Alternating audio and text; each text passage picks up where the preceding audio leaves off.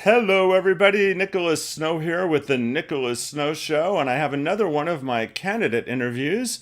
I've been interviewing candidates that are running for various offices, including City Council in the city of Palm Springs. And in this episode, I have candidate Jeffrey Bernstein, who's running in District 2, and it is the district that I live in. So this is the one candidate I'm endorsing that I can vote for. So, a lot more with Jeffrey and about Jeffrey coming up.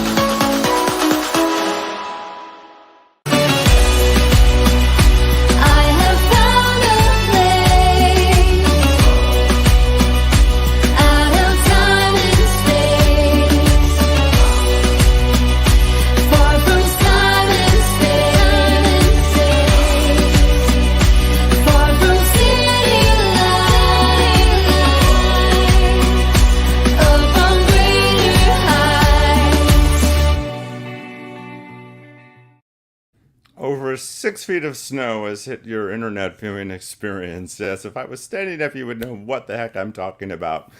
So, I've had the honor and privilege, and I am honored that these people have dropped by my show, but I've had the opportunity to interview Will Rollins and Christy Holstage and Ron DeHart and Grace Garner, all of whom I'm endorsing, and tonight, Jeffrey Bernstein, who I'm endorsing. And in every situation where I've endorsed a candidate, I've invited their opposing candidate to be on the show. I'm excited that Joy Meredith has said yes, and she's competing against Ron DeHart in District 3, so she's on my show tomorrow. But tonight it's Jeffrey Bernstein. Before we get to him, I just think it's important for us to reflect upon the issues that are before us and what we can do about it, not only locally, but throughout this great nation.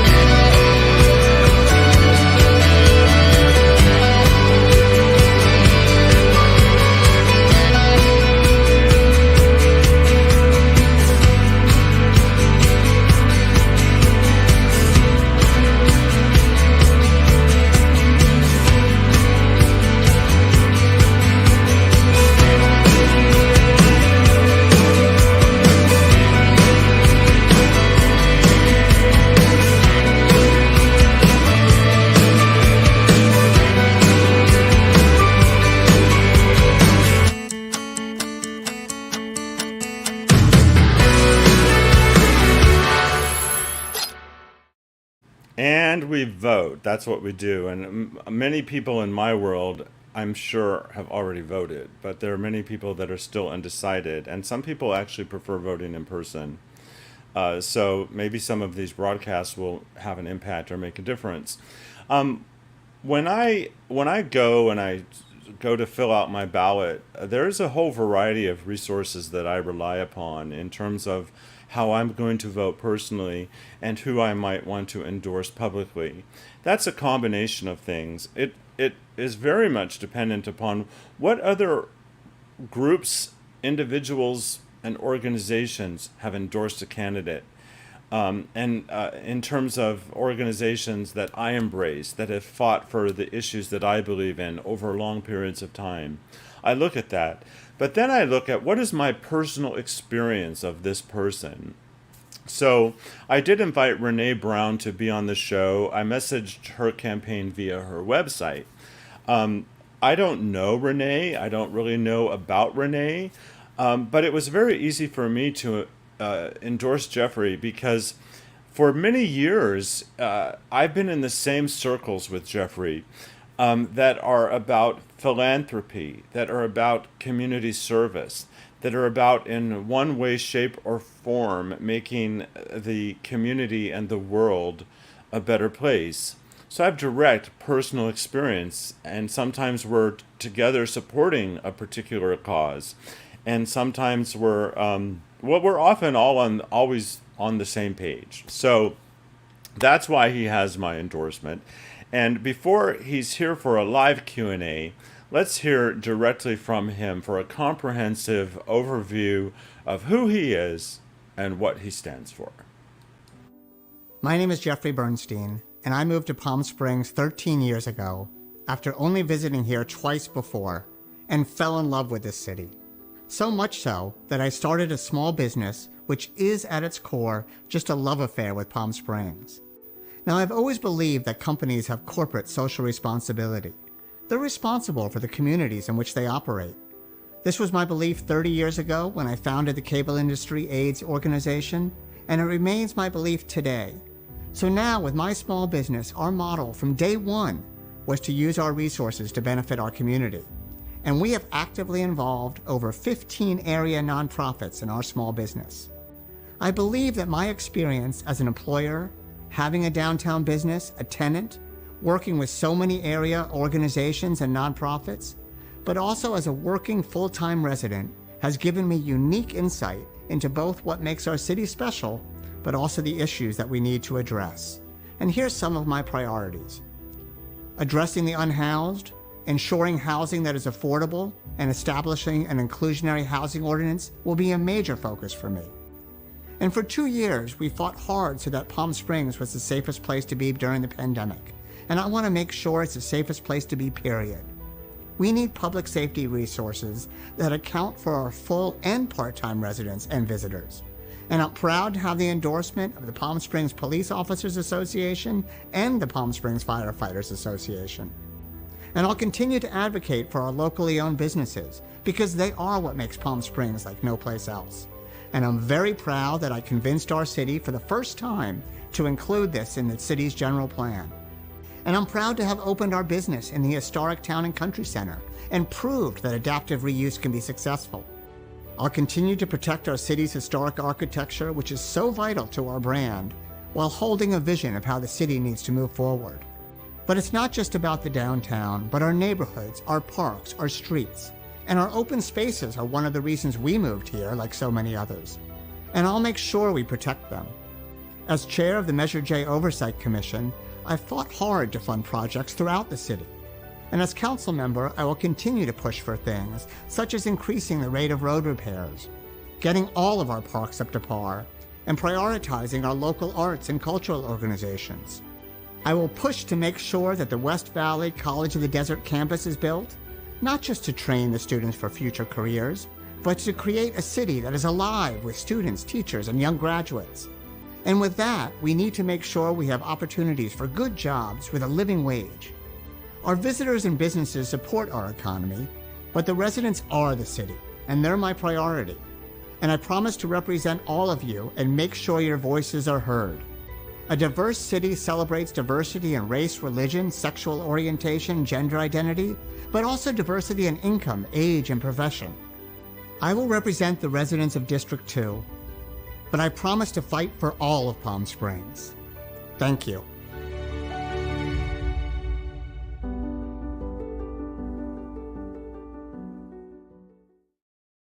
And without further delay, let's welcome to the show my friend and endorsed candidate, Jeffrey Bernstein. Hi, Jeffrey. Hi, Nicholas. Thank you very much for having me. Well, thank you for being here. I admire anyone that, you've been of service in so many ways for a long time, but to step up and to go for elected office and to open yourself up to all the slings and arrows that involves. I mean, you could be a saint and be subject to slings and arrows when you are in a public office. And each time I use the phrase slings and arrows, I just want to say that's not about Native Americans. When I say slings and arrows, it's when you open yourself up to attack.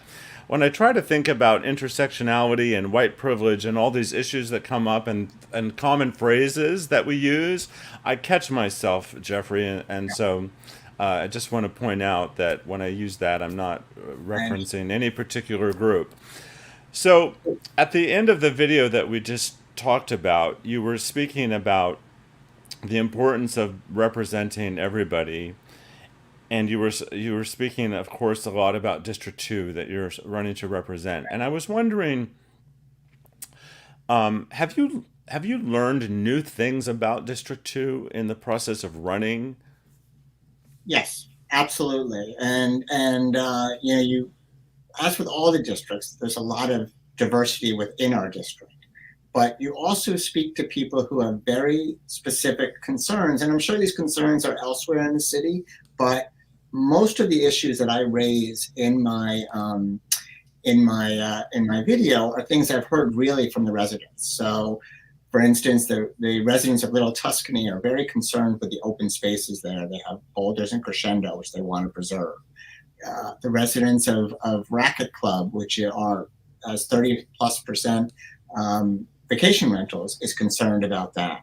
And I think there's residents, if there's some of the arts districts by Vistacino and Sunrise, where there's a whole homeless encampment. So I think each of these areas has different things. You have people in El Rancho Vista Estates by the airport. You have a lot of people with specific traffic issues. And I think some of them feel like they're looking for somebody who actually lives in the neighborhood and understands what their issues are, and also have a global view of why we need to be a good city and good citizens as well. What inspired you to take this step? What inspired you to run? I think there's two reasons. One is I've been very active in our small business community. And I think for as long as I can remember, we've said to each other, we need to have a business person on city council. And not just because we wanted to have our own voice, but because small business owners, people who are downtown, see things in a little bit of a different light. And they also see how things affect, small business owners. And it's hard. And they also see why the people come to our city. And quite honestly, they're not coming here for chain stores. They're coming for our local restaurants and stores. So we kept saying this, but of course, most small business owners don't have any time to do it. And I realized how much time I was spending between Measure J, and I'm on 3 different boards, and I started a few committees. And I said, if I just focus all of my energy for city council, I think I could do that. I could continue to work, and I could help represent a part of our community that hasn't really been represented on city council, and that's the small business owners. But you also see the whole city. I have employees who have housing issues. They can't afford to buy. They can't afford to rent places here. They are seeing, they're seeing themselves pushed out of the city. I've had a number of college students who actually were going to college in the desert, in Palm Desert, and it would take them 6 years to graduate because they had to commute back and forth, and they had to work.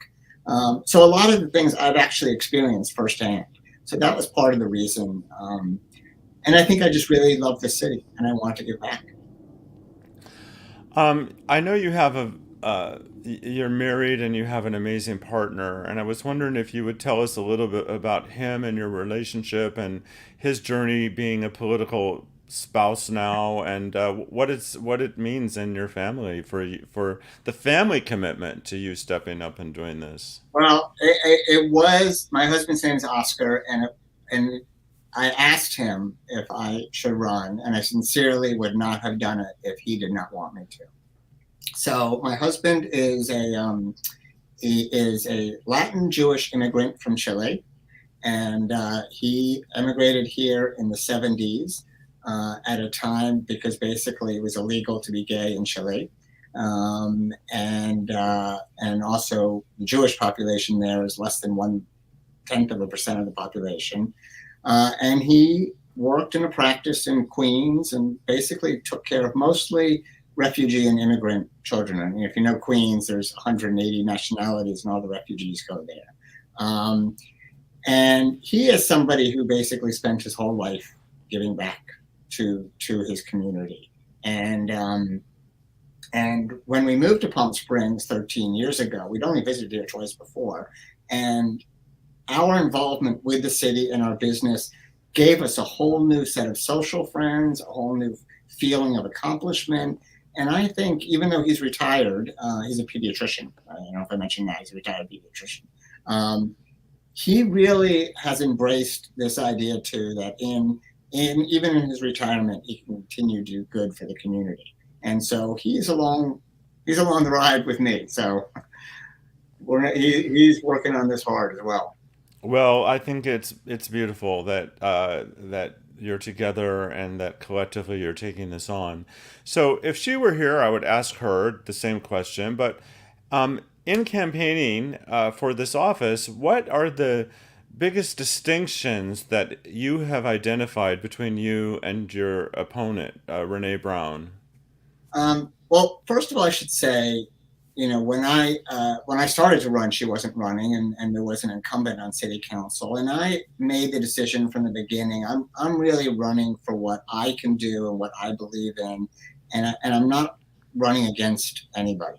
And I only met Renee when she went during the campaign, and she's a nice woman, and she's lived here her whole life, and I think her issues are very different. I mean, she has her issues. I think the big issue is that she's concerned about reparations.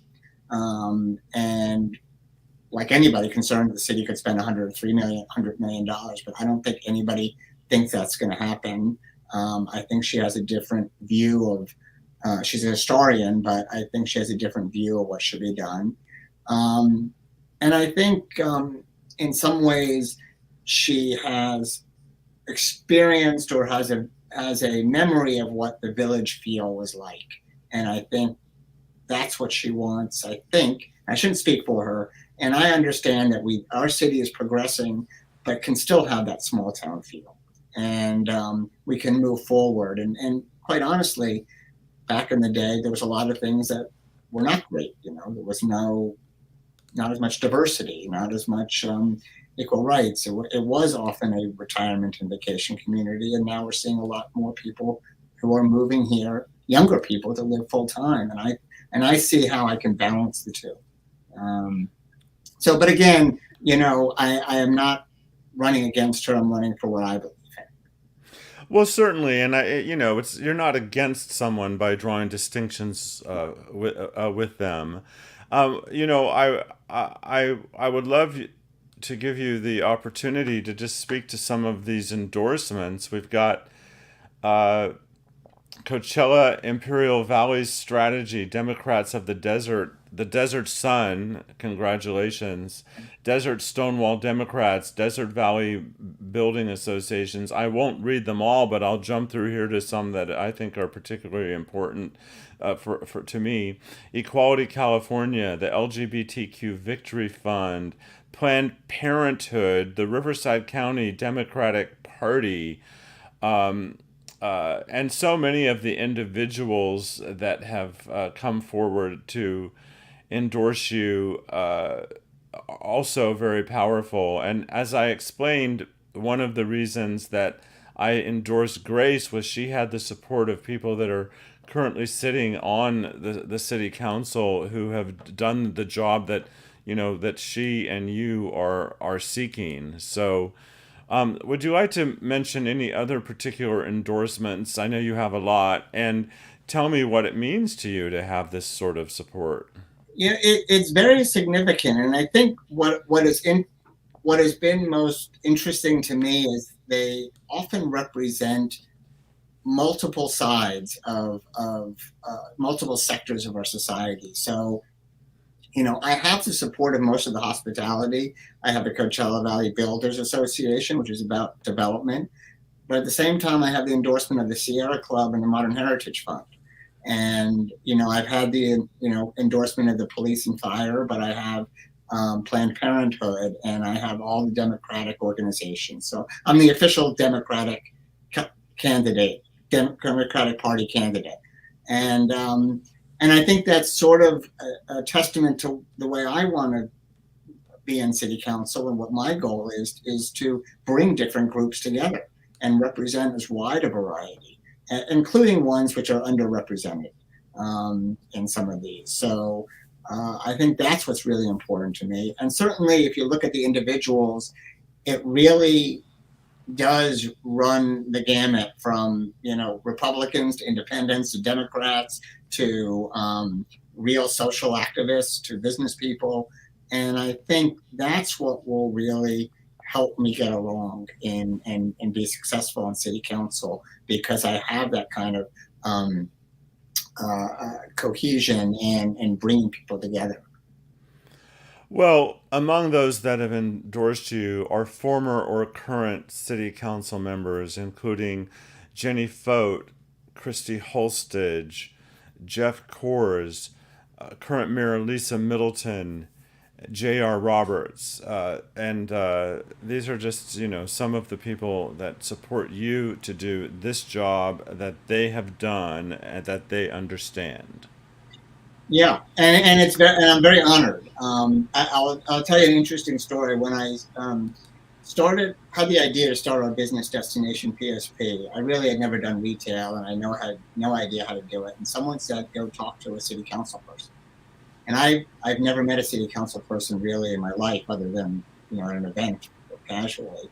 And I sat down with a city council person who spent an hour and a half with me and made all these connections and really helped our business get along. And I think that was my sort of first interaction, understanding how accessible city council was. And ever since then, I have made a point at that point in time to sit down with every single city council person and pretty much every candidate, and not ask for anything, just get to know them, understand them. And I think the benefit of doing that is people like on our current council, Lisa Middleton, Christy Holsted, and Jeff Coors. I sat down with all three before they ran, and got to know them and understand them, and I've learned from them.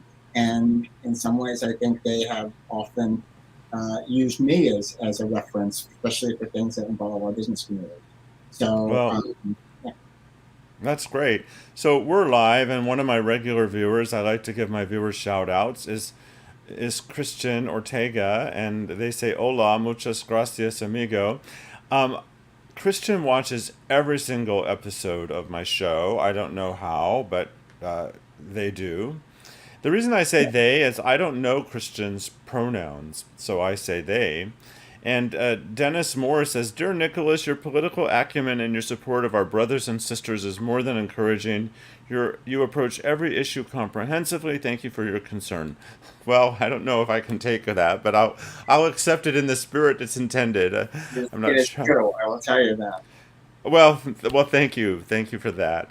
Now, just because we have the time, one of the things, every one of my candidate interviews has gone a bit differently, but one of the things that I specifically want to address with you because of your experience downtown is I believe there's a disconnect between. I think a lot of people don't understand the root causes of people being unhoused. Yes. I don't think people understand the immense challenges that unhoused people have faced that have to do with the inequities in our society, the existence of white privilege. There's so many. There's the problems with addiction, with mental health, with unjust corporate policy. It's such an intricate, comprehensive issue. Mm-hmm. And so I was wondering, first of all, do you agree with the connections, the correlations I just articulated?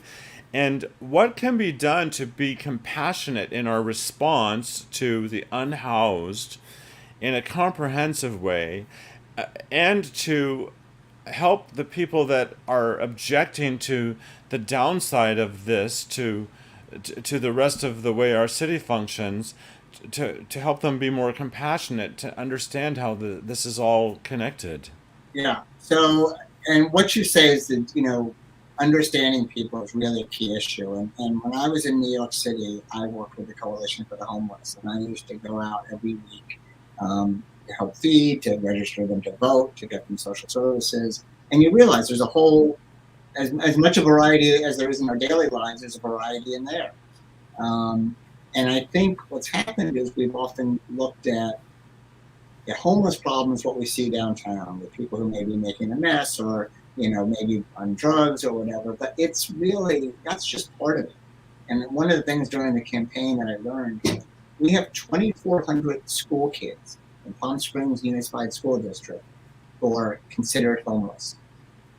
400 of those are unsheltered. 2,000 of those just live with somebody else, a family member or a friend. And I think when you talk, and also, 80+% of our school kids are of color. So when you talk about where the problem is, and 97% live at are food insecure. So when you talk about what leads into homeless, it's not just, that is a chosen lifestyle. There is people who are suffering or disadvantaged or have not had the same opportunities. And that's what I think we need to recognize. Yes, there are criminals on the street. Yes, there are people who are doing drugs openly, and that should not happen. But there are ones who just need help and compassion. I think as controversial it is, I think one of the best things about the Navigation Center is that it's designed not just to be a drop-in center, but to actually usher people through services. And for a long time, Palm Springs said, well, the social services are county issues. And really, we need those services here. What we're seeing now with the Operation Clean Streets is the police aren't just going out on their own. They're going out with mental health services, and they're going out with drug addiction services so that people who want help can get help. And I think, that's one of the things we need to see. And then we also see with housing. I mean, there is not a lot of places to live if you're not making a lot of money here. And we don't have great public transportation. So we're asking people who don't have a lot of money to either drive, which is expensive and live far away, or have trouble finding a place to live. And that's where I think we need to understand that our community, these are as important members of our community as anybody else. And that's what we need to understand that and see that in order to help solve the problem. So it's not just saying the homeless is one category. There's multiple categories there. And I think going that step will help to change a lot. Well, you know a little bit about my own story, and I'm not going to mention the organization that I've been a beneficiary of because they don't take political stands, and I don't mention them in my political programming. But over 10 years ago, I came back to Palm Springs without health care, on the edge of homelessness, with hardly any money, and really kind of on the brink. And it was the bridge into affordable housing and healthcare and these social services that you mentioned that have helped me out a great deal. And I'm sitting right now in my affordable housing complex. And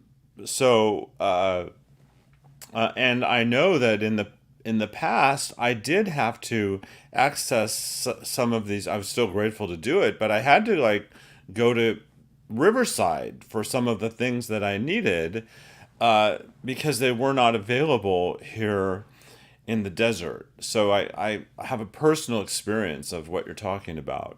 Yeah. I've been making phone calls to different constituents and doing meetings. And I actually, just this afternoon, I was speaking to one who told me the same story, that he was denied services.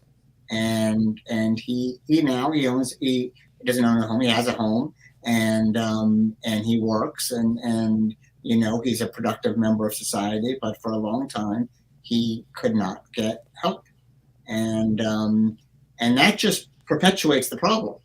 I mean, and look at you get back to the community, and that's what we need to do, is understand that these are people who can be productive members of society or can be on their feet, and helping is what we as humans, as Americans, do. Well, I appreciate you and what you stand for, and that you're fighting in this election to represent all of us, represent me in my district. You're on my ballot is almost within arm's length. I'm one of those people that hasn't mailed it yet. I will drop it off. Actually, one of my traditional drop boxes is the one at City Hall. I love to go to that one. So, is there anything you would like to add that we have not discussed in our conversation? One of the things that I have benefited, I think, from this campaign is really making an effort to reach out to people. I've been having monthly community meetings. I've been going door to door. I've been making telephone calls. And I think I am committed to continuing to be accessible, should I be elected, and hopefully I will be, on a regular basis, because I think the community needs to know that there is a city council person who can help them, whether it's starting a business like me or whether it's understanding what services are out there, or if they just have good ideas. I mean, a lot of our community does. And I think, it's not always easy to reach people here. We have a certain circle we always work within and we always see a lot, but there's a large community that isn't. And that's who I'm trying to reach. I don't want to ramble, but I am the chair of our neighborhood organization, and we don't have a lot of big issues and problems, but what people really want is to know their neighbors and a sense of community and understand what's going on. And I think that's what I can do as city council, is continue to be accessible to them. And I know you put up my website here, and my email, my cell phone are on there, and I welcome people to email and call me almost any time. I won't answer at night, too late, but I will return every email and phone call. Well, thank you for your accessibility. I turn my phone completely off when I am unavailable. So I don't care what time of day or night people call. They're not going to reach me when I do not want to be reached. That's just the way it is. Well, Jeffrey, I look forward to the next time our paths cross in the real world. And I'm really grateful that we were able to make this conversation happen. Thank you. Thank you very much, Nicholas. And thank you for the endorsement. It really is an honor coming from you. So thank you. Well, it's my honor to give it. And hang tight, Jeffrey. For those of you who are watching at home, thank you for your support. And I'm going to see you next time.